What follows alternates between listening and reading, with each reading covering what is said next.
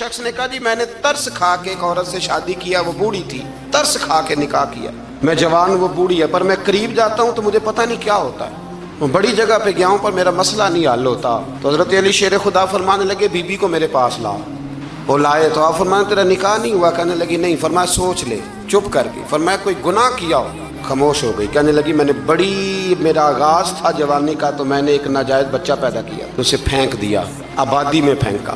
تو حضرت علی شیر خدا فرمانے لگے یہ تیرا وہی بچہ ہے، کیونکہ جو اس نے کیفیات بتائی ہیں وہ یہ ہے کہ انسان ماں بہن جو اس کی ہوتی ہے نا، کچھ بھی ہو جائے اللہ تعالیٰ نے فطری جذبے رکھے ہوتے ہیں، وہ کوئی حیوان ہو تو بات الگ ہے، اگر انسان ہو ماں کے سینے سے لگ بھی جائے تو اسے شفقت کا رنگ تو نظر آتا ہے، لیکن اس کے اندر وہ جذبات پیدا ہو سکتے ہیں۔ تو حضرت علی شیر خدا کا علم بڑا باریک، تو آپ فرمانے لگے میاں وہ جو تیرا اس کے اوپر ترس آیا نا، اس کی بھی وجہ یہ ہے کہ تیرا اس سے کوئی ازل سے رشتہ ہے۔